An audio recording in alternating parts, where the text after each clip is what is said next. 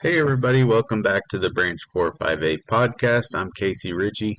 This week we have Eric Robinson doing the first episode of The Anatomy of a Grievance. And what is that?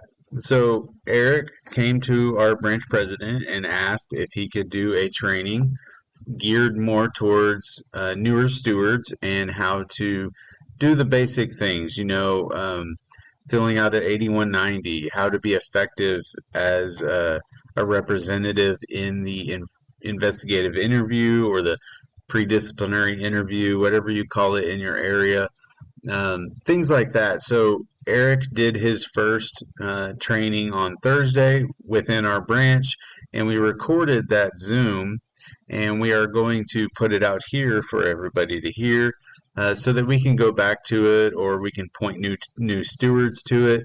So if you know of anybody that's a newer steward or wants to learn a little bit more about that role, feel free to point them to these episodes. They will all be titled Anatomy of a Grievance, Episode 1, and so on. We plan on doing this once a month. So look for these once a month, and Eric will be putting these on. He did all the groundwork, and he did a fantastic job. You will hear kind of at the end, it kind of ends a little bit abruptly. And the reason for that is because at the end of the Zoom, we open it up for questions from the people on the Zoom. And so that they feel like they can ask whatever questions they feel in that Zoom. We have decided to not put that out there, so we are ending it whenever the members of the Zoom start asking questions. So if anyone listening to this podcast has any questions or comments, anything you want changed, or maybe a little bit something needs to be clarified, feel free to email 458podcast@gmail.com and we will get back to you. But the next thing you will hear is Eric with the Anatomy of a Grievance, Episode 1, the investigative interview. I hope everybody enjoys it. The thought about having this Zoom training, what kind of came into my mind was that when I was new or as a steward, there were just some basics that I wasn't grasping very well or that I wasn't retaining. And a few months back, I talked to Eric and Ken about it, and I thought it might be just kind of a good idea to have kind of some go over some basics with anybody that wanted to go over them, even if you're someone that's been doing a lot of grievances or someone that's never done a grievance. There might be some helpful things in the information I'm going to talk about tonight. A lot of it's just kind of from my experience and from some trainings that I've been at. There was a training in Ardmore, a rap session, and he talked about the steward's role in the II, and I learned a lot from that. And so that kind of inspired tonight's topic. There's going to be multiple of these. I don't know how many trainings we're going to do like this, but I have a few topics in mind. And kind of what came to my mind was the thought of like the anatomy of a grievance, kind of for someone that maybe needs a little bit more confidence or some experience. Like if you're starting at square one, kind of what do you do? That's been a question sometimes I'd get from newer stewards or from alternates is, well, this is great that I'm an alternate or that I'm a steward, but there's a couple of things that I wouldn't know where to start. The investigative interview, as you can see on my notes here, I probably do more IIs than anything else I do as a steward. And that's because if management doesn't do an II and if they issue discipline, that becomes a serious due process violation. And that is a surefire way to get discipline thrown out. So anyway, we're going to start with the investigative interview. Next month, I'll talk about what do you do after the II if they issue discipline. I remember when I was new, that was something that made me nervous the first time. And I'm pretty sure I was immediately on the phone with like Eric View or Ken or somebody, immediately trying to get help. So that's kind of why I wanted to start with this, because this is always going to be kind of the first thing that happens with a discipline grievance, and you have two types of grievances. You have discipline grievance, and then you have a Sean Cole. That's Casey, you're hilarious. I was looking at the names of the people that are in here. That's another supervisor that I have a great relationship with. But anyway,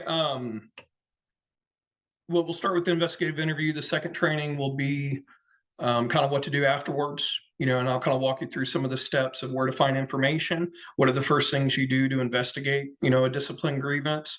And we'll just kind of go all the way through to the end of either resolving it and all the kind of nuances that I've learned along the way that go with that, including sending it up to Formal A, kind of how to put your file together. So from now till 6 months from now, 10 months from now, however many trainings we end up making this, I'll try to be thorough and cover every one of those topics. And like I mentioned earlier, if you got any questions you think of, pen and paper, write them down. I'd also encourage anyone to take notes, grab a notepad and a pen. That helps me with learning. And it's also something maybe later on you can go back and look at. So like I mentioned, this is their day in court. This is the opportunity for the management to determine if a letter of warning, a 7-day, a 14-day, if some type of discipline needs to be issued. Now, sometimes, and I also want to say a lot of times, managers already have their mind made up. But the investigative interview is a crucial part of this whole grievance procedure, because this is where we get to get facts on the record. This is where, as a steward, when I'm going through and investigating a grievance and preparing to meet it in Formal A, I get to go back and look at what facts did the carrier, share during the II. What was his answers to management's accusations? And I remember initially, the first couple of times I did an II, to me, it was just kind of like taking notes. It's kind of how I thought about it. Hey, I'm just in there, to take some notes, to have a record of everything that's transpires. And while that is a huge part of it, and that is a big element, there's a lot of other things that I'm going to talk about tonight for the investigative interview with our role. And, maybe this will help you instead of just kind of passively participating in an II, maybe it'll kind of help you go to the next level and give you some tips and tricks that maybe you hadn't thought of before. Article 16, underneath the just cause principles. And I want to show you, how do I get my browser here? Hang on.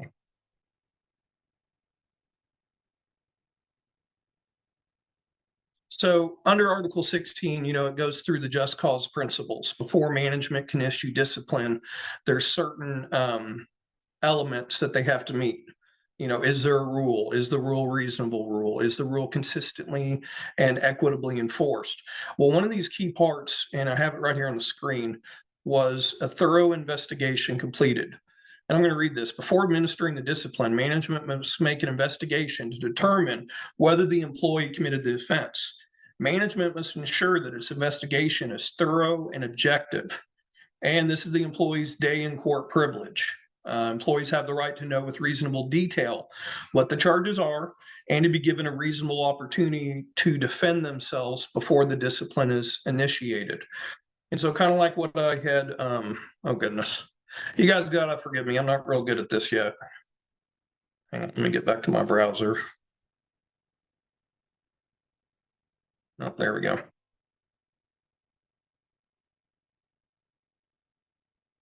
I don't make that go away. Okay. And so kind of like what we read, they have the right to know with reasonable detail what the charges are. If they take you into an II and they don't tell the carrier up front what's going on, or if they refuse to tell you, the moment you find out what it is, you request to have a consultation with the carrier, and I'll get into that a little bit more. Weingarten rights is kind of where the carrier has the right to have us there. That's where we get that from. This is under Article 17. And for anybody that's not familiar with it, I wanted to read this briefly with this as well. And this is something you should become loosely familiar with. Take the time and go ahead and read it at some point.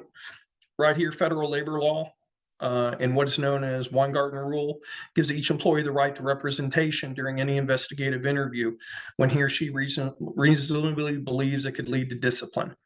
Now, one thing to keep in mind is that official discussions are not the same as IIs. and Weingarten rights do not apply to that.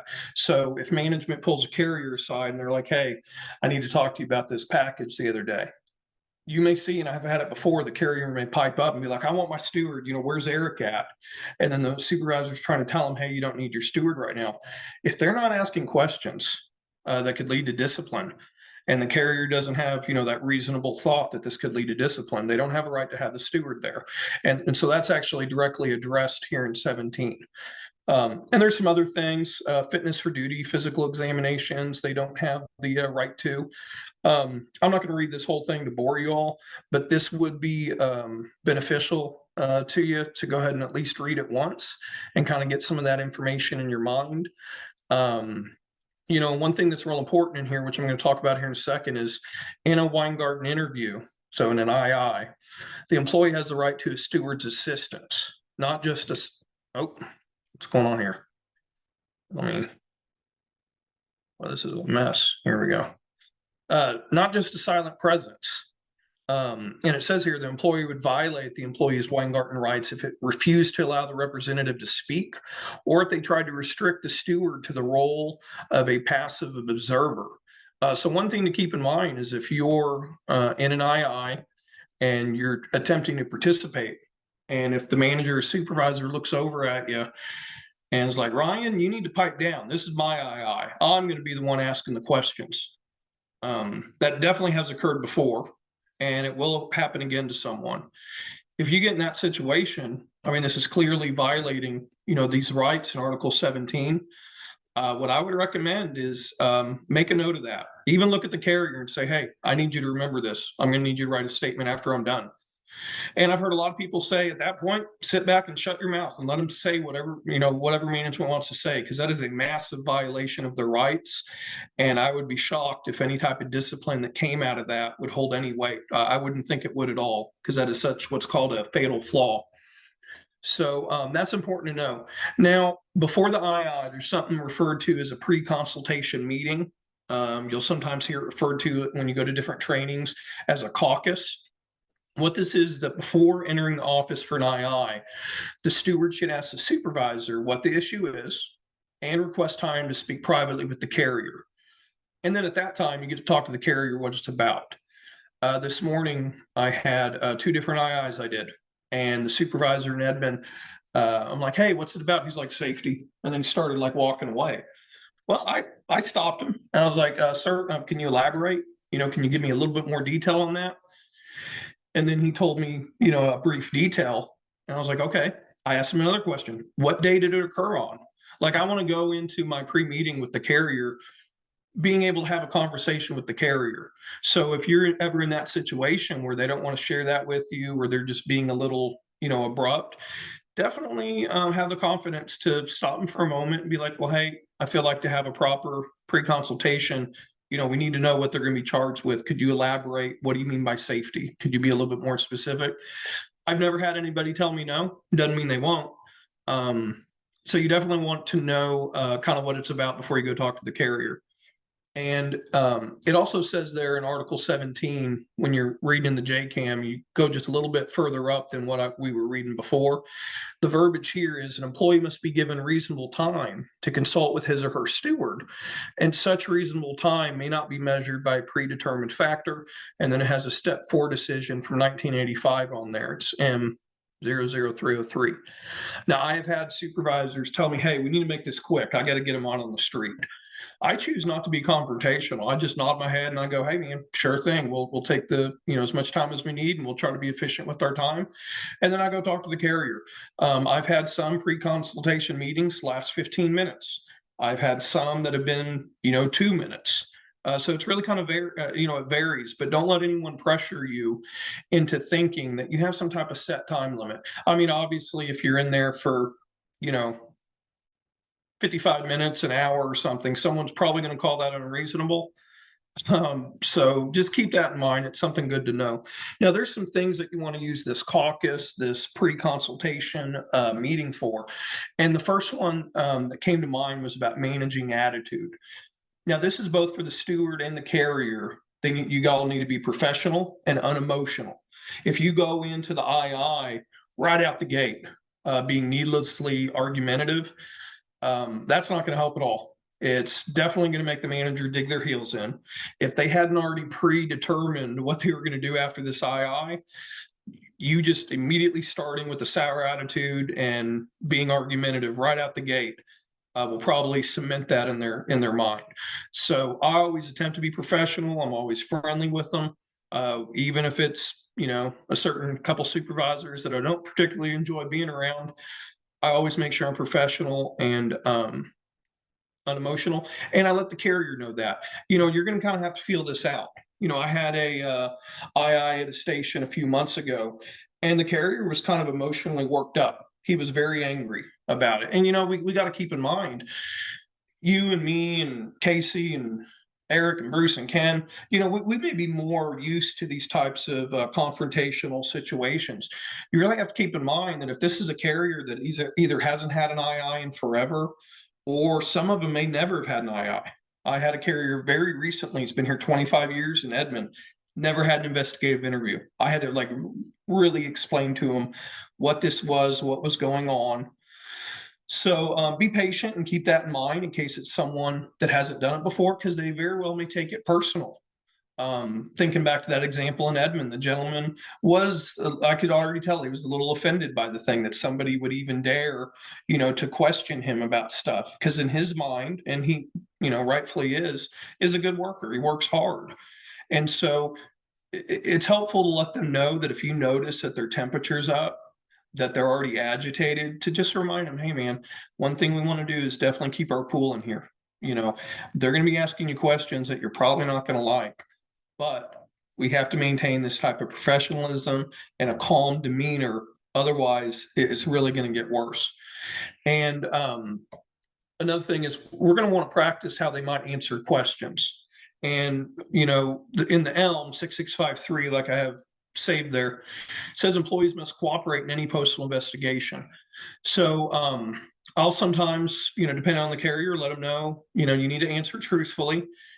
Sometimes I'll mention to them, you don't want to say no comment, because I've seen carriers before want to say that, and they must participate. If they say no comment, that's going to sound guilty as sin.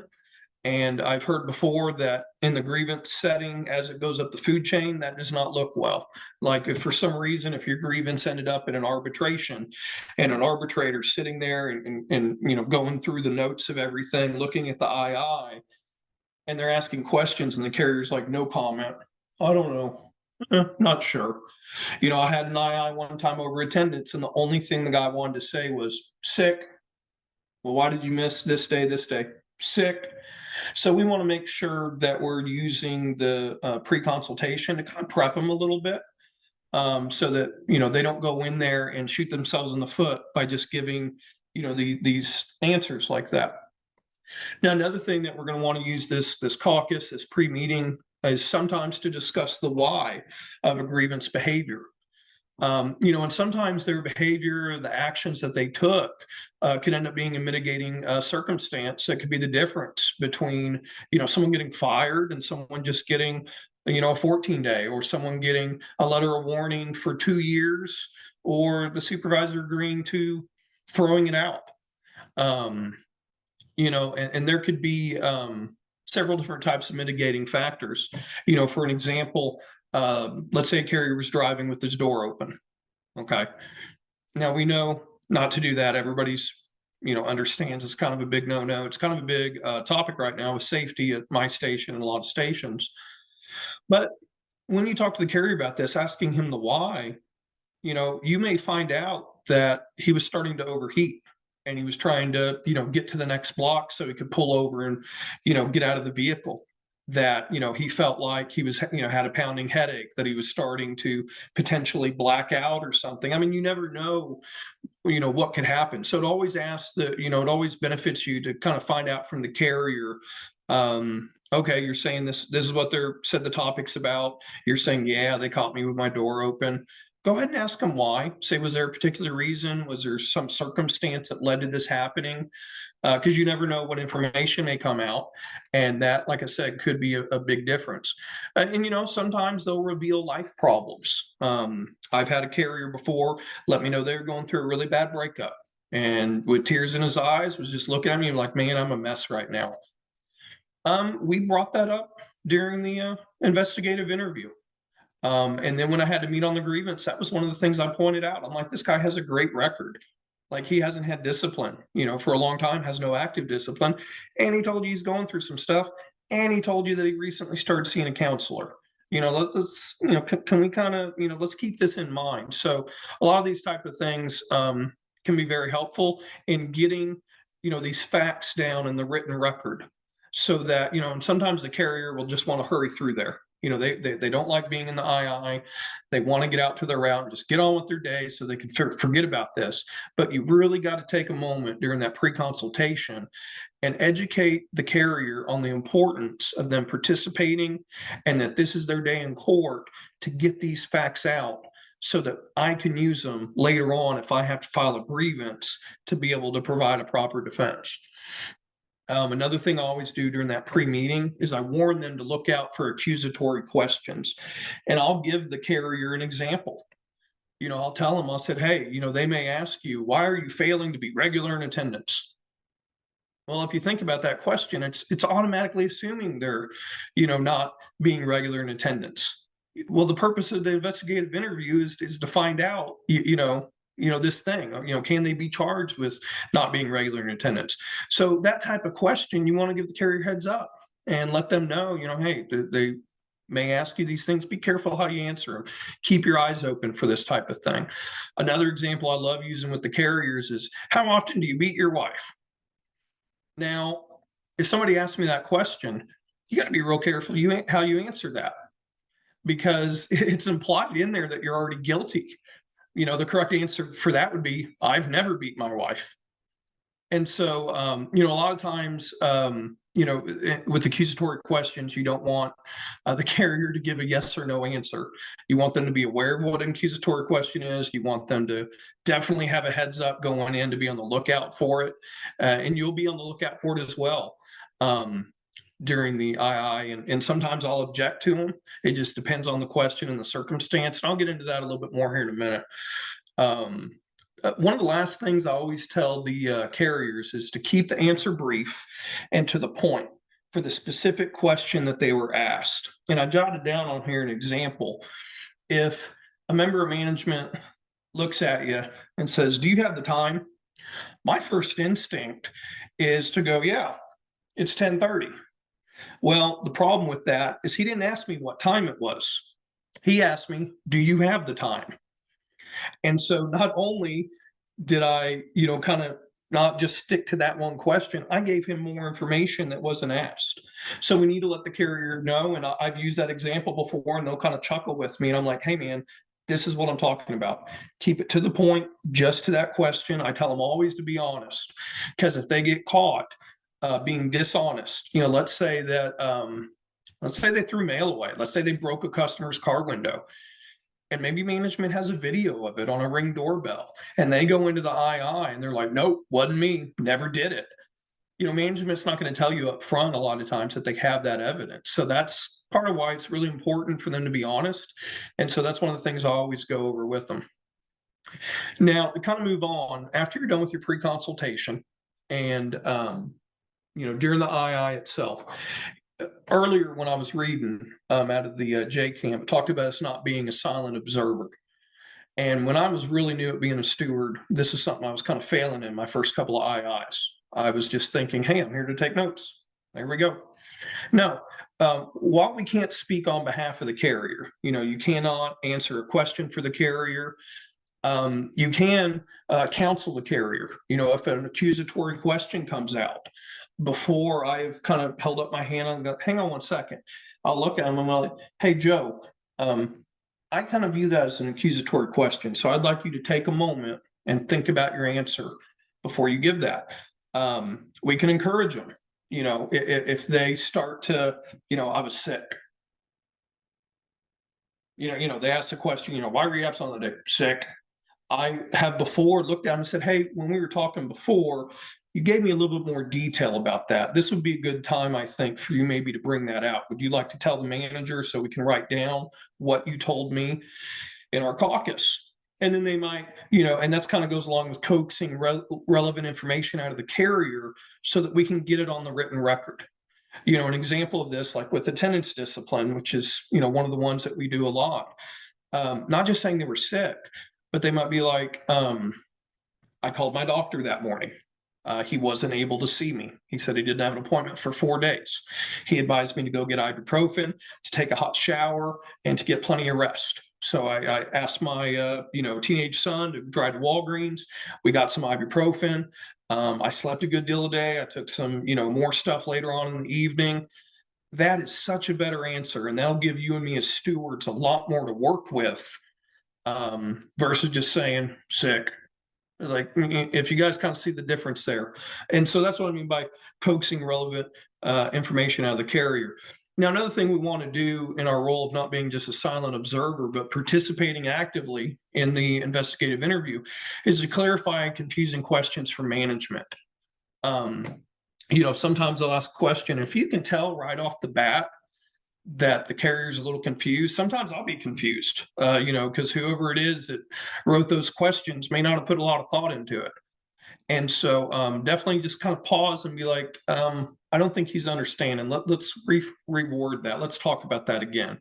And sometimes I would look at him, I'll look at the supervisor out of the corner of my eye and say, what I think Mr. Manager is asking, and then I'll kind of like reword it almost. And most of the time they kind of nod their head. A lot of times the manager doesn't seem to mind with that because they are wanting to get the question out.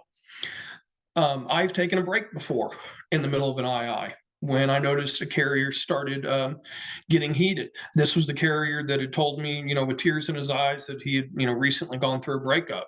And I remember looking at the supervisor when I felt it, kind of him getting mad. And I was like, hey, you know what? I think it'd be good to maybe take 5. Let's maybe step out, go have a smoke, go stretch our legs for a second. Is that okay? And, in that instance, the supervisor, recognized as well it was starting to spiral. And so whether they agree with it or not, you would need to speak up if things are getting heated, and tell them, hey, me and the carrier need to go talk for a moment. That his emotions are really building up here. And, that's another thing. If they expand the charge during the II, let's say initially they tell you, yeah, it's for safety, driving with his door open. And then you get 5 minutes in the II and they're like, now we also want to know on the 14th, why were you 20 minutes late to work? That's a full stop. And that's when I would look at them and go, hey, great question. We're going to step out for a minute and talk about it because we weren't prepared to discuss that topic. And then you go ahead and take the carrier out of the room and, have a second pre-consultation meeting with them, or I guess mid-consultation meeting.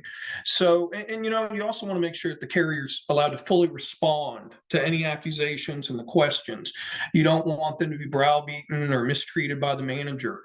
And be confident. Don't be afraid to object to not only an accusatory question, but if they're starting to be argumentative with the carrier.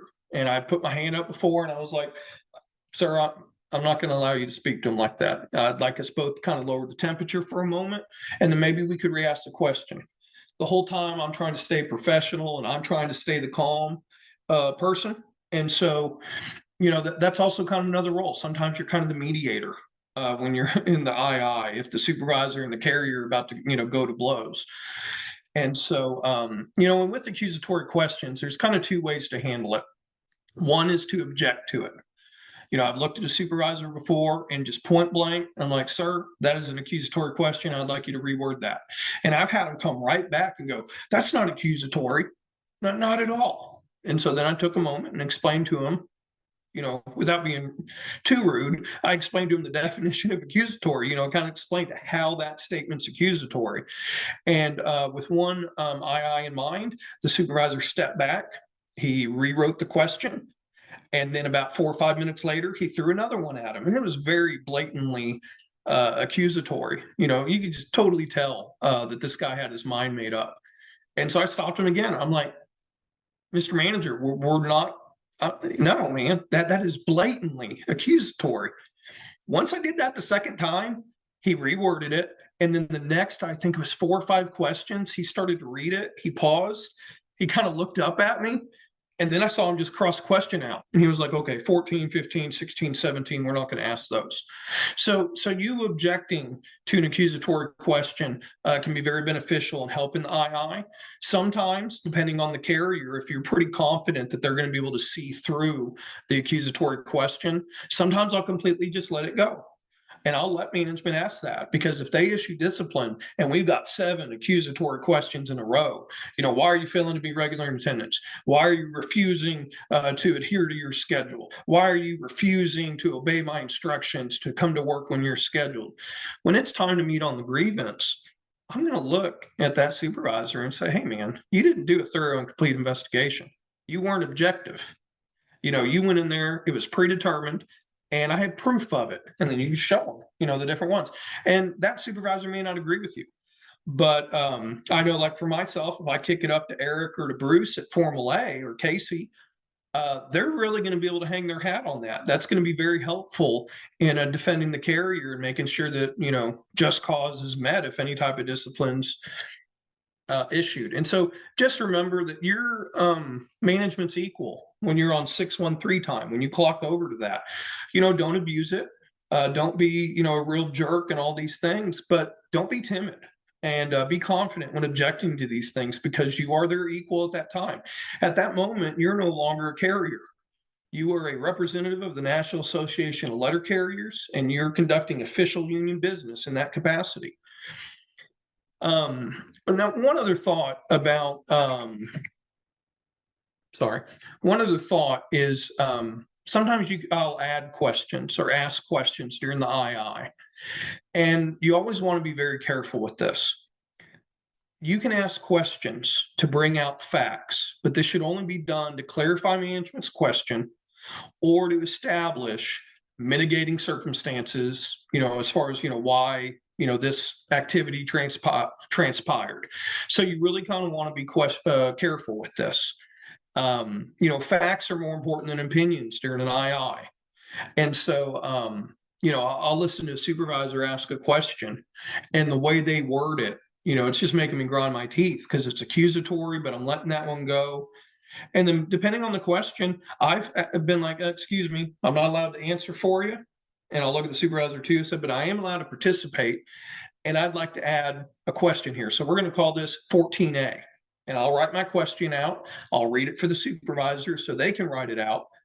And then we'll add that question. I know before I've asked the question, I'm like, Mr. Carrier, when you mentioned that this happened and this happened, were you intending to break that rule? That would be an example of like a question you might ask. Or if during the pre-consultation, they mentioned to you, man, I got ibuprofen, had my wife call the doctor. I was eating chicken noodle soup. I was resting all day, and I didn't get out of bed because I was trying to do my very best to get better so I could get back to work. You may even ask that. Be like, what steps did you take to try to avoid missing work? That could be a question you could add in there if you feel like it. So once again, be careful with that. I made a mistake recently where I asked a question that I could have swore on a Bible that I knew the carrier had told me something. And I found an appropriate moment. I threw this question in there thinking, okay, he's going to say yes. It's going to be so helpful if they issue discipline. And as soon as I asked the question, carrier piped up, nope, didn't do that. So, it doesn't matter how long you've been doing this, you can make a mistake with that. So just really be cautious. And one other thing about the facts are more important than opinions during an II. Sometimes depending on the II, I'll let the carrier know this up front. I'll be like, hey, when you answer a question, give the bare bone fact of what happened. Don't dive into your opinions, your thoughts, your feelings on that, because that's going to help you keep it short and, keep it on target. And then afterwards, if you're working a grievance and you're needing to use your II notes, having stated facts like that are going to be a lot more helpful than maybe the carrier's just opinion of something where maybe they were getting a little emotional. I guess maybe like an example of that might be if let's say there was like an accident and they issued discipline, maybe put them off the clock. Carrier might say something, well, the reason I hit him is because that idiot doesn't know how to drive and they just blasted out in traffic, and it was ridiculous of them. Now, that's an answer that one of us very easily could give, if we were getting emotional and upset. A better way to word that would be, well, when I pulled up to the intersection, so-and-so driver pulled around the corner. I noticed immediately they didn't have a blinker and they were heading right for me. And I even tried putting in reverse, but I couldn't back out of the way before they smacked into the front of my vehicle. So that'd be an example of facts are more important than opinions during the II. Now, kind of to come to the end of the II, almost always they ask a question. And the last question is normally in the form of, this is when they ask, is there anything more you wish to add? Now, I've heard some people say no to that quite a few times. They just kind of want to get out of there, and sometimes I've seen stewards say, they can just say no to it. We don't want them to add anything else that can maybe get them in trouble. But the reality is this is an opportunity for them to, add to this written record any information that would be helpful in their defense, any circumstances that would mitigate, potential discipline down the line. And so an example of this, of something to add, kind of like what I have written out here, if you can read it, I have a problem.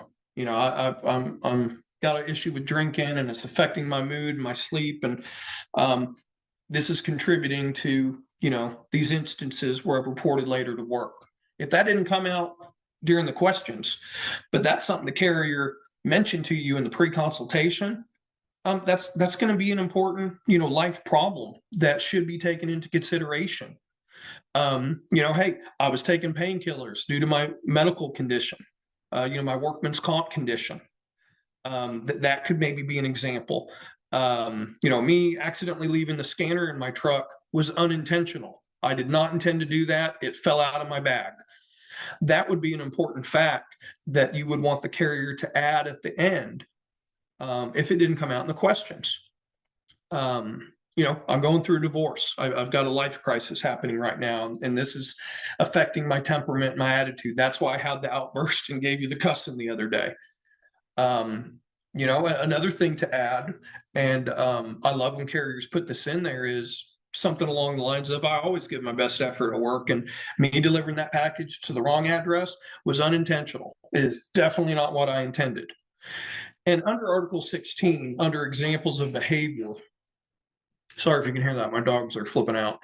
It says here, management must still meet their requisite burden of proof, i.e., they have to prove that the behavior took place and that it was intentional. And I'll sometimes tell a carrier in the pre-consultation, I'll ask them, I said, hey, this is what they're accusing of. You said that you did it. Was it intentional? Was that what you were intending? And almost every time they tell me no. I'll look at them. I said, hey, at some point during the II, I want you to bring that out. I want you to say that. Because in Article 16, under examples of behavior, was it intentional? If it wasn't, I've used that more than once to get discipline thrown out. I mean, I've used other things, but that has been a big part where I'll look at them and say, hey, yeah, they made an honest mistake. They did this, but he even said it was unintentional. I've had a supervisor tell me that doesn't matter. And then I would pull up Article 16 and read it with them and show them. I say, hey, look right here. Was it intentional? I'm like, this absolutely matters. So that's just kind of my thoughts on that last question. How you advise a carrier or whatnot with that, maybe just keep some of these things in mind. Now, kind of coming to the end of this, as you're walking out of the II, you always want to tell the carrier immediately to inform the steward if discipline's issued. I let them know that if they do issue you a letter of discipline, brother, just sign it, just acknowledge it, put the date on there. You can even put the time. I let them know that signing any type of discipline doesn't signify any type of admission of guilt or agreement that they're guilty of it. But what that does is if I have to file a grievance, number one, I'd let the carrier knows on day one they got to notify me. I had a guy recently that waited till day 11, and it really kind of made things more difficult than they needed to be. Two, he didn't date it when he signed it, and he didn't receive it on the date that management put on the discipline. So it was kind of one of those situations. Thankfully, the member management was honest and said, yeah, it was a long weekend. He didn't get it till Monday. So even though it says the 9th, he didn't get it till, the 12th. But if the carrier would have signed it on the 12th and had that in writing, it would have completely removed the possibility of them trying to say I was untimely. Also, if an II results in you in discipline and you having to do a grievance, you always want to write on the top of it steward's notes. And so if you're putting your steward notes in the grievance file, always label them as steward's notes. And that way, if your notes and the manager's notes are in there, and if there's a discrepancy, not only you can show that to management, but then if it goes to Formal A or if it goes Step B or even arbitration, they'll be able to look and compare the two between that. And that can be very helpful. Say, hey, this is not what was said at all. Look at the steward's notes here. This is what he stated that the carrier said. One other kind of last thought on here about the II is, and I heard this at a training. This is where I got this from when I was in Ardmore at rep session. The fellow talked about protecting your integrity as a steward. He was, talking about that if you lose your integrity, it's going to just kind of handicap your ability to be effective. You have to keep in mind that, if you act out during the II, if you try to be Mr., Billy Big Stuff in there and you're not being professional and you're just being needlessly rude, that's going to impact your relationship with that supervisor or manager going forward. So that way for your next grievance, that way for your next investigative interview that you have to participate in, you're going to be kneecapped, and that's going to hurt another carrier. Never lie or never, pull any shenanigans during the II. And so that's kind of, what we mean is as far as protecting your integrity as a steward. Now, I'll get to any questions. I saw the chat had a couple things in there. I didn't click on it yet.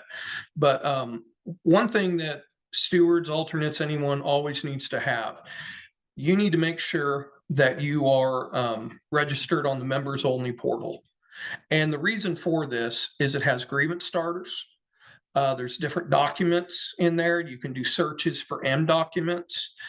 And so for anyone, if you're not registered on there and you don't know or you're not set up to access all that, you really need to do it by the end of the week. Like, it's truly that important. And what you do here is you go to nalc.org, and it's this part, where's it at? Right here, members only.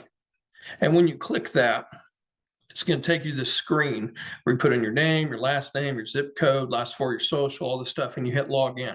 And then once you log in, it's going to take you to a screen. You'll get different drop downs where you can access this information. And so it is, I'd say it's vital. I'd say this is like a must for any steward or alternate. You need to be registered on here. If you don't know how, reach out to me this week or somebody else, and we can kind of walk you through it and show you how to get in there. It's just going to be a massive benefit to you for that. I'd also say another thing is to be familiar with the just cause principles in Article 16. If you've never sat down and read it through word for word, that's an article you need to read, because if you're in an II and you already have in your mind kind of some of the stuff that I mentioned, like was it intentional? That might prompt you to go ahead and ask a question. That could potentially be a big difference in any potential grievance that comes out. And then lastly, a note here. Have someone you can call for advice and questions and then use them. Eric Bew and Casey have been huge helps to me.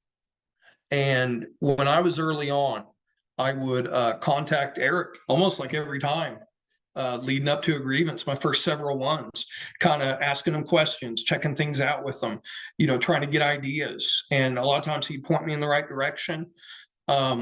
So I wasn't shy from, reaching out to him. And that's kind of what we're all here for. So whether it's me or Casey or Eric, or, if you're an alternate at your station and maybe your steward's on vacation and an issue comes up, you're the steward at that time. You're not just a substitute that's never going to do anything. And so if you get in that situation where you end up filing a grievance or doing an II, reach out to these people for advice and help. Don't just do what I did for the first probably 2 years and just kind of settle and like, hey, Jerry's got it. I'll pick these things up along the way. Really get active with having a mentor and find someone that can be that go-to for you to kind of fill in any knowledge gaps you may have.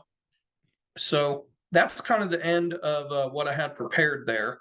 Let me take a look at the chat. I can figure out how to get to the chat. Here we go. Video will not be shared. A thumbs up. Yeah, Eric B put something in here. I can't answer for you, but I can advise that you answer. That's a good way to go about wording something. And trying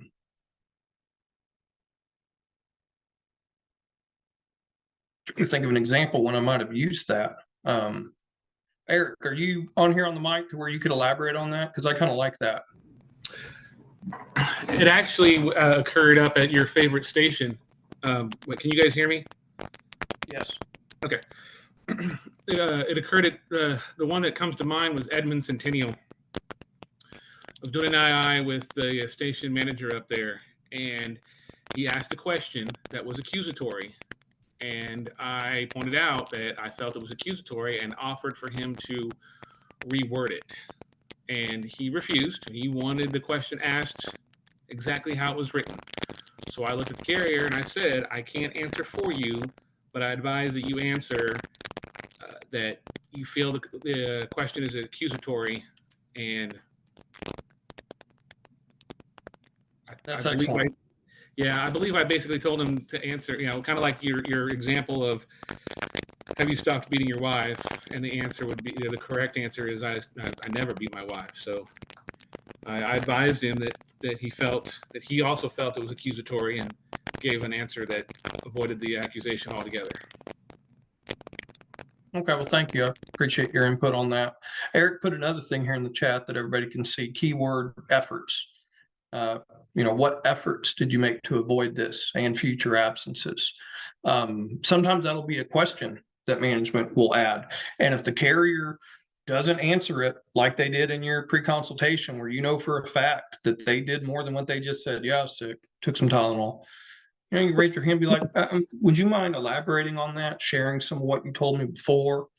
Or if for a fact that they did other things than what they just stated in that short answer, that might be an example of when you could add another question. Be like, hey, the question the manager asked was, what efforts did you actually make? Like, what specific steps?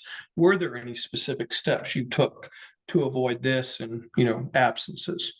So that's real good. But okay, well, that's pretty much all we had on there.